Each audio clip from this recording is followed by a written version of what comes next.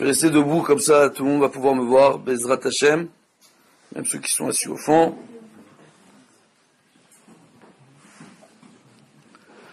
On voit que le cours,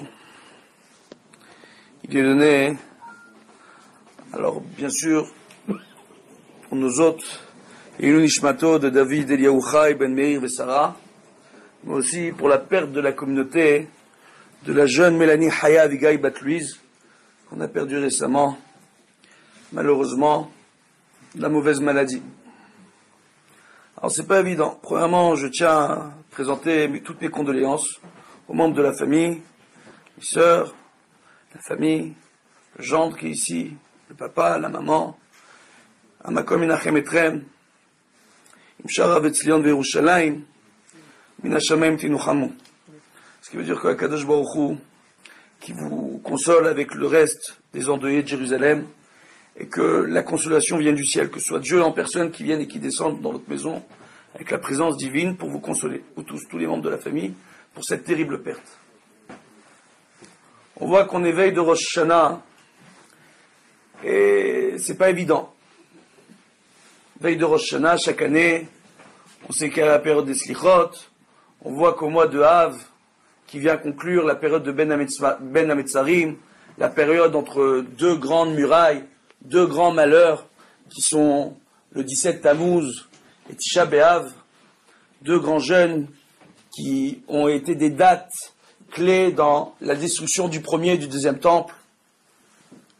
On voit que le mois de Av, les Raché Tevot, c'est Elul Ba. Les initiales du mois de Av, c'est le mois de Elul arrive.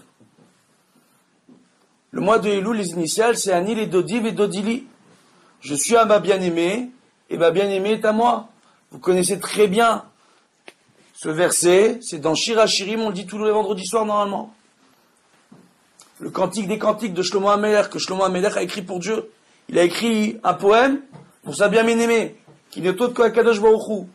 On dit que durant la période de Elul, durant la période où nous les Séfarades, à partir du lendemain de Rosh Chodesh Elul, on commence à faire les slichot, on demande pardon à Dieu, on prie, on se lève plus tôt normalement le matin pour faire les slichot, on va se coucher plus tard le soir pour faire les slichot avec Minyan. Ça dépend des minyanim qu'on trouve pour faire les slichot. On voit que c'est une période qui est très particulière où on doit se remettre en question et faire teshuva. Alors, il y a différentes questions qui peuvent se soulever. Avant de raconter ces différentes questions, je vais raconter une histoire vraie, qui s'est passée en Lituanie. On sait très bien que nos frères Ashkénazes, surtout en Lituanie, pour ceux qui connaissent un peu le monde des yeshivot, Ponievitch, d'accord, ces yeshivot-là, ces grandes yeshivot ashkénazes, ne sont pas des gens qui sont fanas de la Kabbalah ou de toutes les histoires autour de Kabbalah ou de Dibukim. C'est-à-dire, vous savez, un Dibuk, qu'est-ce que c'est? Ça vient de Devek, se coller. C'est une âme qui erre dans ce monde et qui va se coller dans une autre personne. Alors, je pense que vous avez déjà entendu parler de poltergeist, d'accord? Je pense que c'est un nom qui vous dit quelque chose. D'accord? En réalité, c'est une âme errante qui va prendre le contrôle du corps d'une autre personne. Et il rapporte une histoire extraordinaire, veille de Rosh Hashanah, où le Chafetz Chaim a décidé d'envoyer une congrégation auprès d'une famille où une petite fille de l'âge de 5 ans avait été victime d'un dibouk. Une âme errante était rentrée dans son corps. La petite n'avait plus le contrôle de son corps. Lorsqu'elle ouvrait sa bouche, sans articuler sa bouche, c'est un véritable dibouk, d'accord? Il y a une voix qui arrivait à parler, sans qu'elle ait besoin d'articuler sa bouche. Et qui disait, je suis là, je suis dans ce corps, je ne quitterai ce corps jusqu'à qu'on me fasse pardonner toutes mes fautes. On est veille de Rosh Hashanah, je veux demander à ce qu'on me fasse pardonner toutes mes fautes. À cette époque-là, il y avait un grand nombre de rabbanim, à la tête de cette congrégation qui avait envoyé le Chafetz Chaim, il y avait le Rav Elchanan Wasserman. Ce sont des rabbanim, quand on connaît leurs sfarim, ils étaient contre la Kabbalah, contre ces histoires de Dibukim. Il faut savoir aujourd'hui, il faut mettre en garde les gens. Aujourd'hui, on parle de rabbanim qui s'occupent de Dibukim. Dans un cas sur deux, il s'agit d'escroquerie pour ramasser de l'argent et faire passer la personne pour un baba. Ça, il faut faire très attention. Mais vu les rabbanim et les noms, cette histoire-là, elle est très sérieuse. C'était veille de Rosh Hashanah. C'est quoi l'histoire? Pourquoi une petite fille? Qu'est-ce qu'elle a fait, la pauvre petite fille? On rapporte au niveau de la halakha, et au niveau de la Kabbalah, sous quelles conditions un dibouk peut pourrait prendre le contrôle du corps d'une personne. Tout simplement, il suffit que la personne oublie, par exemple, de faire la bénédiction avant de manger. Oh. Alors quand je vous dis ça, hein, ça peut faire réfléchir. Parce que peut-être que vous connaissez des gens. Hein. Moi, je suis sûr qu'il n'y a personne dans cette salle qui est concerné, pas ce problème. Mais je suis sûr que vous connaissez des gens qui font pas la bénédiction avant de manger. Vous dites, attends, si c'est vrai ce qu'il dit. Peut-être qu'il y a un mejnoun dans chacun d'entre nous. Et c'est vrai que des fois, on voit hein, des gens autour de nous qui n'ont pas beaucoup d'esprit. Peut-être qu'ils ont des esprits en trop, qu'ils ne le savent pas, parce qu'ils ne font pas les brachot. Il faut avoir un peu d'esprit pour pouvoir réfléchir aux esprits. Hein? Donc ça, c'est un des points. Cette petite fille, elle a pris un aliment, elle n'a pas fait la bracha. Et à ce moment-là, le dibouk explique qu'il est rentré, l'âme errante est rentrée dans son corps, parce qu'elle a oublié de faire la bénédiction avant de manger un gâteau. Oh.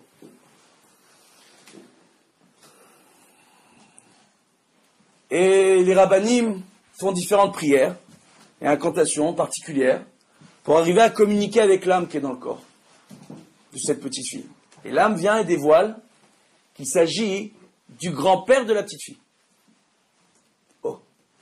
Histoire très connue. Le grand-père de la petite fille, c'était un très grand Talmid Chacham, un très grand sage de la Torah, qui, jeune marié, avait épousé la fille d'un très grand commerçant, d'un très riche commerçant lituanien.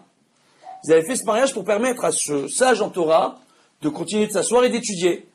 Maintenant, comme tous les sages en Torah, et moi ça m'arrive pas une fois ou deux, que très souvent les gens ils viennent me voir pour me poser des questions au niveau des affaires, et très souvent j'ai des gens qui veulent me proposer de m'associer avec eux dans leur business. Oh, qu'est-ce qu'on voit hein? On voit que ce qui s'est passé, c'est que le beau-père venait et aidait son gendre pour qu'il s'asseye, qu'il étudie la Torah. Et a demandé à sa fille de venir l'aider dans ses affaires. La fille, elle est partie aider son père dans les affaires, et elle a commencé à demander conseil à son mari. Comment gérer le business familial? Et le mari, qui est un grand Talmid Chacham, il a commencé à donner des conseils. Peut-être qu'il faut faire comme ceci, peut-être qu'il faut faire comme cela. Et l'affaire, Dieu bénisse, elle a cartonné. Le problème qu'il y a eu, c'est que comme l'affaire a cartonné, que l'argent allait très bien, le mari l'a adoré pour pouvoir prendre son étude et l'appliquer dans un commerce. Et pour pouvoir prendre toute sa sagesse pour gagner plus d'argent. Il a pris goût. Alors au début, sa femme lui demandait conseil. Et puis après, une fois ou deux, elle lui demandait de venir au bureau. Et puis après, il a pris goût. Et au lieu d'aller au Beth Midrash, des fois, il passait par le bureau directement, au lieu d'aller étudier, comme à son habitude. Jusqu'à qu'au fur et à mesure, ils se mettent à étudier de moins en moins, que les années passent. Et que quand le beau-père, après 120 ans, est parti de ce monde, il a pris la tête de l'affaire familiale. Le problème, durant toutes ces années, son étude a été amoindrie. Il était moins concentré dans l'étude de la Torah. Donc, la qualité de sa compréhension de la Torah était amoindrie. Elle était influencée par les soucis qu'il pouvait avoir dans son travail. Comment gérer le business familial? Là, on ne parle pas d'une personne qui a besoin de nourrir sa famille. On parle d'un homme qui, Dieu bénisse, était dans une famille riche. Et il avait tous les moyens de pouvoir s'asseoir et étudier toute la journée. Il était rentier. Et il s'est détourné l'étude tout seul. À un tel point que lorsque cet homme est parti de ce monde, il est parti de ce monde, quand il est arrivé dans le ciel, ils l'ont jugé. Il lui dit, espèce d'idiot, n'importe quel juif, à quoi il rêve? De pouvoir s'asseoir et étudier la Torah toute la journée. Toi, tu avais cette chance, et tu l'as gâchée. Combien de jeunes étudiants en Torah veulent étudier la Torah aujourd'hui, et sont obligés d'aller travailler, de délaisser l'étude, parce qu'ils doivent nourrir leur famille, parce qu'il faut faire al-pi halakha. Il n'y a rien contre ça. Et toi, tu as l'occasion de pouvoir t'asseoir et étudier, et tu n'avais pas de problème d'argent. Et bêtement, tu t'es détourné. Regarde où est-ce qu'il est ton fils aujourd'hui. Où est-ce qu'il était son fils? Son fils, au lieu de grandir avec un père grand Talmid Chacham, il a grandi avec un père qui était homme d'affaires. À quoi aspirait le fils? Lui aussi reprendre l'affaire familiale. Et le fils avait une fille. Et la fille, c'était la petite fille, dans laquelle le grand-père est revenu. Il a dit, je suis revenu dans le corps de ma petite fille, pour que mon fils et ma belle-fille sachent à quel point je me suis trompé, et qu'eux aussi sont rentiers. Je supplie mon fils de reprendre l'étude de la Torah, de laisser sa femme gérer le business familial avec les autres membres de la famille, que lui, il est capable comme moi d'être un grand Talmid Chacham pour rattraper mes fautes. Et c'est pour ça que je suis venu dans le corps de ma petite fille. Elle n'a rien fait de mal. C'est pour vous mettre en garde et demander mon pardon. les rabbinim ont fait la prière, veille de Rosh Hashanah, et ils ont su exactement, cette famille, ils ont eu la bracha, ils savaient exactement sur quoi ils devaient faire teshuva, sur quoi ils devaient se remettre en question. Rosh Hashanah. Ayom Harat Olam. Aujourd'hui, renaît le monde. C'est la naissance du monde. Baim. Kol Bae Olam Lefanav. Kol Bae Olam Ovrim Lefanav. C'est ce qu'on dit dans la Tfila. Tous ceux qui ont été dans ce monde passent devant Dieu en ce jour. Quand on sonne le shofar à Rosh Hashanah, il y a 3 significations, 3 sortes de sonneries qu'on sonne durant la Tfila de Rosh Hashanah. Il y a les malchouyot, il y a les shofarot, il y a les zichronot. Malchouyot sont les sons qu'on va sonner au shofar pour dire que Dieu est le roi du monde. Les shofarot pour le rappeler au monde entier. Les zichronot pour s'en rappeler. Mais zecher, c'est très intéressant à Rosh Hashanah. Rosh Hashanah, on dit que c'est Yom HaZikaron. Yom HaZikaron. Dans la halakha, dans le Talmud, c'est Yom HaZikaron, c'est Rosh Hashanah, c'est le jour du jugement. Dieu, il vient, il se rappelle de chacun d'entre nous, et de nos actes durant l'année, il va nous juger. Ce qui est très intéressant dans le Talmud, dans Masechet Brachot, pour nous dire que le foie et le système sanguin et les plaquettes, toute la matrice qui sert à générer le sang dans notre corps, quel est le nom que va utiliser le Talmud pour dire matrice? Vous savez ou pas? Zechuta. Zechuta, la racine zecher. Que quand Akadosh Baruch Hu, il sait tout. Akadosh Baruch Hu, il sonde les reins, comme on dit dans les versets. Il voit dans les cœurs. Il sait qui va réellement faire teshuva, qui ne fait pas teshuva. Il voit ce qui se passe quand on est enfermé entre 4 murs. Il voit comment le Baal Chesed dans la synagogue, il se transforme en démon quand il rentre à la maison avec sa femme et ses enfants. Akadosh Baruch Hu, il le voit, ça. On ne joue pas la comédie avec lui. Comment on peut dire aujourd'hui il se souvient? Il a oublié? Oh. Quelqu'un qui se souvient, c'est qu'il a oublié. Il se rappelle à lui. On a besoin de lui rappeler quelque chose pour lui demander pardon. Kadosh Baruch Hu, il remonte jusqu'à la matrice de ce monde. Ayom Harat Olam, Yom HaZikaron. Zecher, c'est la matrice. C'est pas se souvenir. C'est remonter jusqu'à l'origine de la création. Pourquoi Dieu a créé ce monde? Il y a un contrat qui conditionne notre vie dans ce monde. Ça s'appelle la Torah, qui nous a été donnée sur l'Or Sinaï. Là-bas, on a tous dit Naaseh Venishma. D'abord, on l'a fait, après on la comprend. On a tous signé, qu'on veuille ou pas. Toutes les Neshamot étaient là-bas, on était tous là-bas. Toute la création, même ceux, Kol Asher et Nopo, et Kol Asher et Nenopo. Tout celui qui est là et tout celui qui n'est pas là. Tout celui qui est déjà venu au monde dans la création est là. Et tous ceux qui ne sont pas encore descendus dans ce monde, ils sont là. Toutes les Neshamot étaient là-bas au Har Sinaï.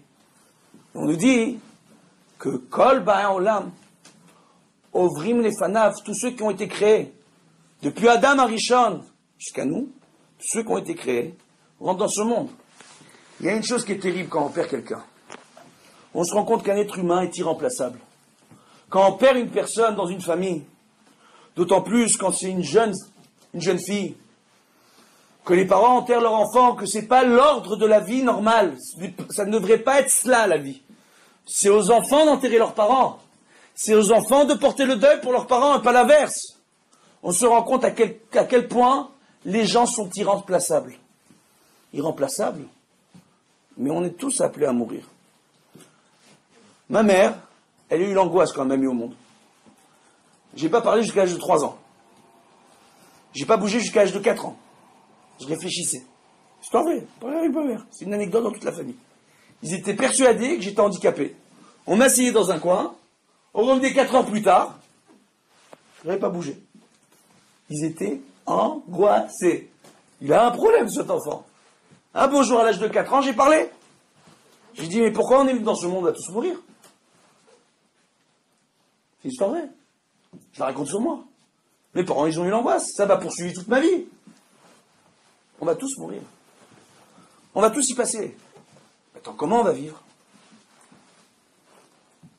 Ça veut dire que même si on a l'impression qu'on est irremplaçable, dans ce monde, on est tous interchangeables.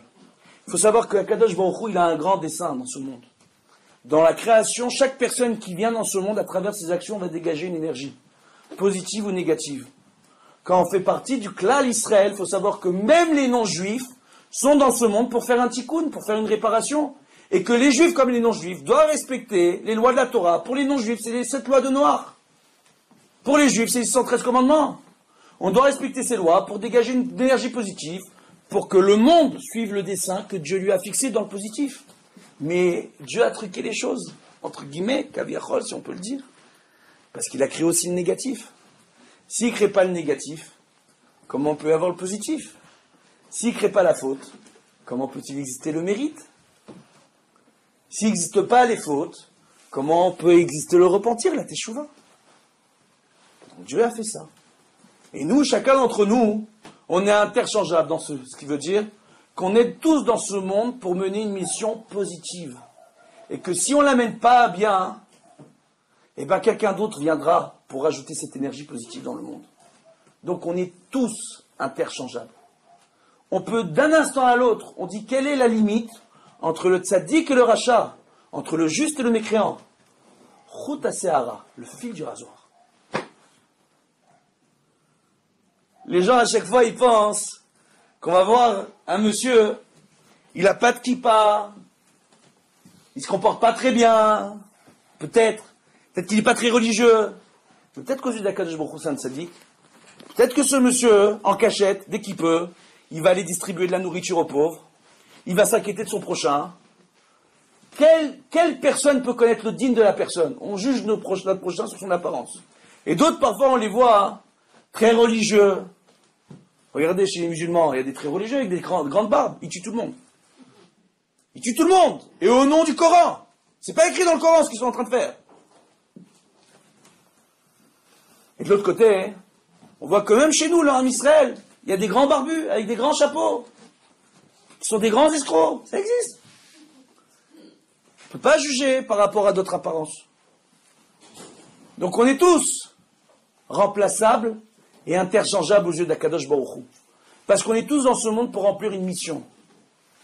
On dit à Nistarot la Hachem, les mystères de ce monde sont pour l'éternel. Velanu agluyot. Et pour nous, c'est ce qui est dévoilé.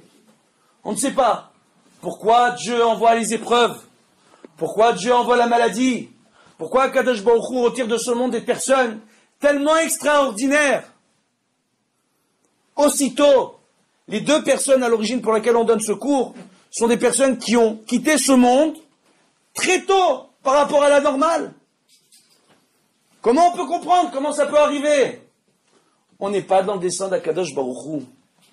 Tout ce qu'on sait, c'est que quand on dit que le chauffard qu'on sonne, c'est une balchouyot, on vient pour Rosh Hashanah déclarer que Dieu c'est le roi de ce monde. Et que nous, notre job dans ce monde, c'est de faire sa volonté. Il faut bien le comprendre. Alors pourquoi on a besoin des tfilotes?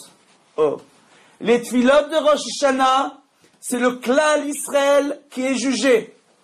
Et le klal Israël a besoin de la teshuva de chacun d'entre nous pour ajouter un maximum d'énergie positive pour l'ensemble de l'humanité. Ayom Harat Olam, aujourd'hui, le monde rentre en gestation. Le monde est enfanté. 9 mois de gestation pour l'être humain. Le monde, c'est un jour, c'est Rosh Hashanah. Akadosh Baruch Hu va remonter jusqu'à l'origine de la création, jusqu'au jour d'aujourd'hui, jour de Rosh Hashanah, pour savoir comment la création va continuer, quel chemin elle va prendre. Comment ça va se passer en Syrie, en Irak avec Daesh? Comment ça va se passer à la frontière libanaise? Comment ça va se passer en France? Pour les juifs, pour les musulmans, pour les catholiques, pour tout le monde. C'est ça qui se passe à Rosh Hashanah.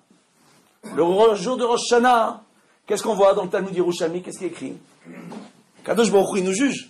C'est un jour terrible. Il remonte jusqu'à la matrice. Zikaron, on l'a expliqué au début du jour. Qu'est-ce qu'on voit? On voit que les Bnei Israël ont décrété que ce jour-là, c'était un jour de fête, comme Dieu nous l'ordonne dans la Torah. Mais non seulement ça, mais on se fait beau, et c'est Yom Tov, et on met une belle table, et on prend la pomme et on trempe dans le miel, et on fait un seder. Oh, et 2 jours. Oh, c'est rappelé dans ce Yerushalmi, cette Gemara dans Yerushalmi, elle est appelée dans le Shulchan Aruch. On dit quel peuple exceptionnel. Même quand on est en danger, et même quand on est sur le qui-vive, on voit que là, on trouve le moyen de se renforcer pour être joyeux, Pourquoi? On se dit, c'est pas n'importe qui est en train de nous juger. Rabbi Akiva, qu'est-ce qu'il nous dit? Ashrechem Israël, lifnemi atem etaharim umimetaher etchem. Soyez heureux Israël, devant qui vous venez vous purifier? Qui vient vous purifier? Vous venez devant Akadosh Baruch Hu, le roi des rois. Pour quelle raison? Pour comprendre quel est notre rôle dans ce monde. Il faut savoir que, comme j'ai expliqué, c'est terrible. Pour nous, nos proches, ils sont irremplaçables. Aux yeux de Dieu, on est chacun ici pour remplir une mission positive. Celui qui ne la remplit pas, il a un gros problème. Celui qui n'a pas envie, il a un gros problème. Et c'est de ça dont on parle à Elul chaque année, veille de Rosh Hashanah. C'est ça qu'il faut comprendre. Pour quelle raison? Tout simplement parce que Kadosh Baruch Hu, comme nous on recycle nos ordures, Kadosh Baruch Hu il recycle les âmes. Il y a des âmes qu'il va prendre et il va les garder avec lui en haut. Il va faire de ces âmes-là des diamants, des pierres précieuses. Et il y a d'autres âmes qu'il va recycler et qu'il va mettre avec les ordures. Ou d'autres âmes qui auront la chance peut-être de revenir ici. On est tous recyclables aux yeux de Dieu. Quand est-ce qu'on doit prendre conscience de ça? Ce jour de Rosh Hashanah, c'est terrible. Et nous, on vient, on se réjouit. On se réjouit. Il faut bien expliquer aujourd'hui qu'est-ce qui est en train de se passer. Chaque année, plus les années passent, plus le jour de Rosh Hashanah est terrible. Pour quelle raison? Je vous donne un exemple simple. Si le Ham Israël ne se renforce pas en Torah et Mitzvot, il y a un problème de communication au niveau technologique. Je vous donne un exemple. Lorsqu'il n'y avait pas Internet, ou au début d'Internet, lorsqu'on avait un petit cordon, fil, qui permettait de faire une connexion Internet entre la ville de Paris et Tombouctou, on pouvait se connecter peut-être 50 000 personnes au début, en même temps, sans que le réseau soit saturé. 500 000, 1 million. Aujourd'hui, on a des réseaux qui ont été développés, qui traversent le monde, des nouvelles technologies, numériques, fibrées, tout ce que vous voulez, pour permettre à des milliards de personnes de se connecter en même temps pour éviter que le réseau soit saturé. Ces fils qui permettent la communication, tant au niveau téléphonique qu'au niveau informatique, à quoi ça ressemble dans la Torah? À nos prières. Plus il y a de prières, et plus le réseau peut supporter la connexion. Moins il y a de prières, moins la connexion peut se faire, moins on peut la supporter. Dieu, c'est qui? La Torah, les mitzvot, connais pas. T'as pas prié, Baba. T'as pas pris l'habitude tous les jours de venir et de parler avec Akadosh Baruch Hu. La Gemara nous dit une chose extraordinaire. On est ce que l'on fait. C'est terrible. Ce qui veut dire, on parle de quoi? Des Torah et des mitzvot. On dit que la Torah et les mitzvot, c'est une énergie positive. C'est le Talmud qui le dit. Qui reste pour la neshama. Ce qui veut dire que quand ici, nous, dans notre corps, on prend des mauvaises habitudes, la neshama, quand elle monte au ciel, elle a gardé les mauvaises habitudes. Le Gilgul, le Dibouk, dont on a parlé en Lituanie, pour quelle raison? Pour quelle raison? Il est revenu dans le corps de la petite. Parce qu'il a arrêté d'étudier. Ok, on a compris. Mais on lui a dit, il aurait suffi avant que tu meurs de dire un seul verset pour que Dieu puisse réparer toutes tes fautes. Shema Israël Hashem Elokeinu Hashem Echad. Qu'est-ce qui s'est passé? Comment il est mort le monsieur? Il était dans son magasin, il a grimpé sur l'escabeau, il est tombé de l'escabeau. Il a dit, j'ai été pris par surprise, je suis mort par accident. J'ai pas eu le temps de faire Shema Israël. Dans la Gemara, il est dit que celui qui dit, je vais faire teshuva demain, plus tard. Aujourd'hui, je suis célibataire, je vais m'éclater. Demain, quand je serai marié, teshuva. Cette année, je vais pas aller, Rosh Hashanah Kippour, je vais pas aller à la synagogue, je vais rester devant, je vais pas y aller du tout. Quand je serai marié, j'emmènerai les enfants, c'est important. Plus tard, on dit que celui qui dit qu'il fera teshuva demain, on ne laissera pas faire teshuva. Comment? Accident. C'est une des réponses. Chacun d'entre nous, personne ne peut dire ici quand il va partir de ce monde. Quand il sera touché par une épreuve, Chas Shalom. Personne. C'est ça qui se décide le jour de Rosh Hashanah. Vous savez, je vous ai mis la rasa. Vous l'avez là ou pas? Vous êtes motivé pour la tefila. Bezrat Hashem. On va quoi? On va en réalité, c'est ça Rosh Hashanah. Qu'est-ce que vous croyez les slichot? Tous les jours on va demander pardon à Kadosh Baruch Hu. On est tous là, on vient, on demande pardon et on pleure. C'est pas Ben Adam Alecha Nirdam et on chante et on rigole. Ben Adam Alecha Nirdam. Qu'est-ce qui t'est arrivé? Pourquoi tu t'es endormi? Pourquoi toute l'année tu t'es endormi? À quoi la période des Slichot est comparée? Il y a un machal extraordinaire. Il y avait un joaillier qui travaillait pas beaucoup. Je pense que Yirmiyahu, il a connu l'histoire. Un joaillier qui travaillait pas beaucoup, il faisait pas beaucoup d'argent. Un beau jour, le roi vient le voir. Il lui dit, je veux que tu me prépares une belle coupe de vin qui contienne 1 litre de vin. Une grande coupe pour le roi. En or et en argent, et je te donne toutes les pierres précieuses les plus belles qui existent. Tu vas me les incruster dans la coupe. Je te donne 1 an pour le faire. Et voilà, sur la table, 10 millions de dollars pour me faire le travail. Le joaillier, 65 ans, il a travaillé dur toute sa vie. Il n'a jamais eu autant d'argent entre les mains. Tous les mois, à la fin du mois, pour fermer le mois, pour payer les dettes, pour payer les factures, tous les mois, il se dit comment il va faire. Veille de la bar mitzvah de son fils, veille du mariage de sa fille, il se dit comment je vais faire. Quand il a fallu enterrer ses parents, il s'est dit comment je vais faire. Et à chaque fois, ça a été tout un mikmak. Il dit, ah bah, au Hachem, Akadosh Baruch Hu, il nous a envoyé la bracha. On a réussi, on a eu un prêt, on a réussi à s'emprunter, on a réussi à rentrer de l'argent à la dernière minute, j'ai dû travailler dur, etc., etc. Donc d'un seul coup, 10 millions de dollars, vous imaginez? 1 an pour faire une coupe. Il dit, la coupe, c'est 3 mois de travail. Il dit à sa femme, chérie, viens, je t'emmène en croisière. 6 mois. Rien que toi et moi, tour du monde.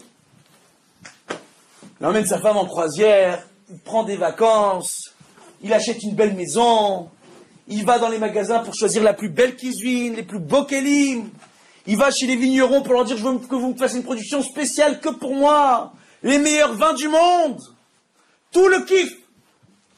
Arrive 4 mois avant, sa femme, elle lui dit, chérie, peut-être que tu devrais commencer à faire la coupe, le roi, quand même. Non, on a le temps, j'ai eu 3 mois de travail.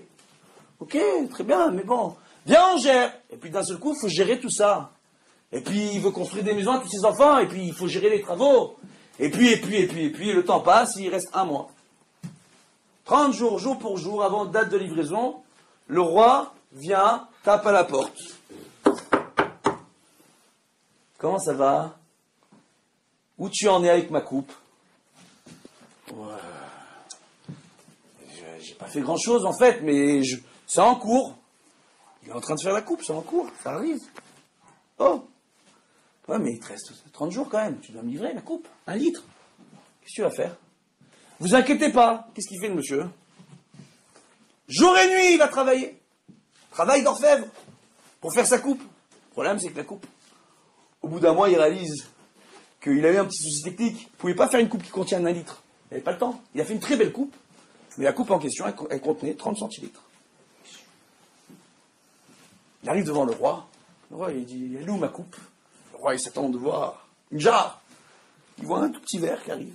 Il dit, bon, c'est très joli, mais c'est pas ce que je t'ai commandé. Qu'est-ce qui s'est passé?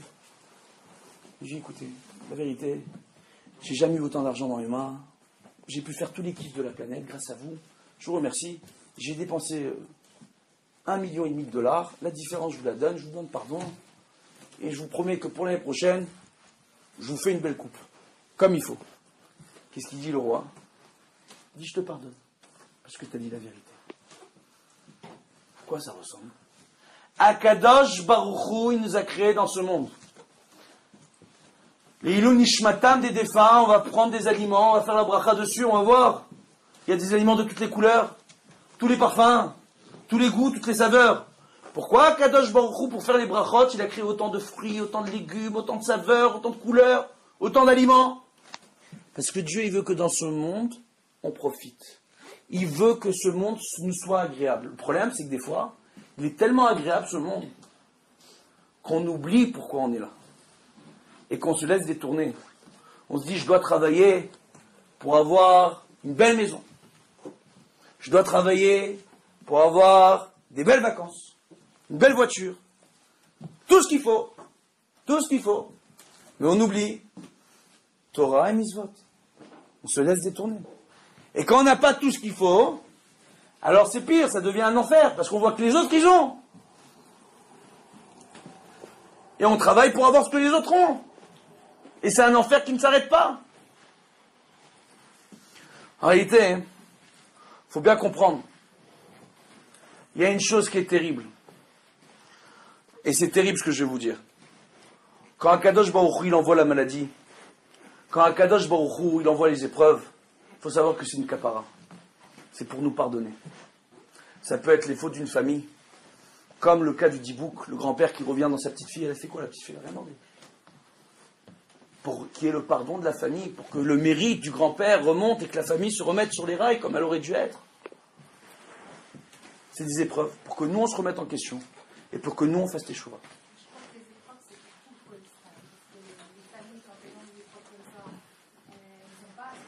J'ai pas terminé, c'est bien. Baruch Hashem, bonne intervention, comme d'habitude. Maintenant, qu'est-ce qu'on voit?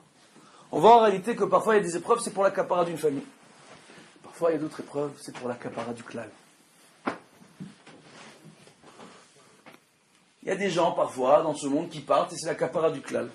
Il y a un Zohar extraordinaire qui rapporte que tous les célibataires qui partent de ce monde, les enfants et les célibataires qui partent de ce monde, quand ils partent avant d'avoir pu se marier et qui sont partis à la fleur de l'âge, jeunes, c'est pour la capara de la génération. Et le Zohar il dit, qu'est-ce que fait Akadosh Baruch Hu de ces neshamot? Ce sont des personnes jeunes, ce sont des personnes qui n'ont pas eu le temps de fauter comme d'autres. Qu'est-ce qu'il fait d'eux? Il prend ces neshamot, il les monte dans le ciel, il les met dans le Beth Midrash, le plus proche d'Akadosh Baruch Hu. Les jeunes enfants qui n'ont pas eu le temps de faire la moindre faute sont dans le Beth Midrash des Tzadikim Murim Ushlemim, et les autres, ils sont dans le Beth Midrash des Baalei Tshuva, qui est juste sous le Kisei HaKavod d'Akadosh Baruch Hu. Et qu'est-ce qu'Akadosh Baruch Hu va faire de tous ces jeunes? Quand Mashiach va venir, c'est un Zohar, c'est pas moi. Quand Mashiach va venir, il pourra pas, comme nous on est Am Keshe Oref, on a un peuple à l'Incred, on a du mal à comprendre. Et dans ce que j'ai dit, peut-être qu'il y a certaines personnes qui écouteront ce cours sur Internet, ou qui ont écouté ce cours ici ce soir, et qui n'ont pas aimé certaines choses que j'ai pu dire. Parce qu'on a la l'Incred, on a du mal à accepter les choses. Moi aussi j'ai la l'Incred. Il y a beaucoup de choses que j'ai du mal à accepter. Qu'est-ce qu'on voit? On voit en réalité que lorsque Akadosh Baruch Hu, il vient, il prend ses neshamot, Mashiach va venir. À cause de nous, notre Nucred, il y aura besoin de Magitiour, il y aura besoin d'hommes et de femmes pour enseigner la Torah au clan Israël, tel que Mashiach, tel que le Messie devra nous l'enseigner. La Torah qu'on a aujourd'hui, il y a encore beaucoup de questions qui demeurent. Il y a beaucoup de points d'interrogation, des choses qu'on a oubliées, que Moshe Rabbeinu nous a enseignées. Et puis il y a des nouvelles questions qui vont se soulever. Le monde a évolué depuis. Oh, quand on est sorti d'Égypte aujourd'hui, c'est pas le même monde. Il y a peut-être des choses que, peut-être que les halachot, on les a pas compris comme il faut. On a besoin du Messie pour nous expliquer.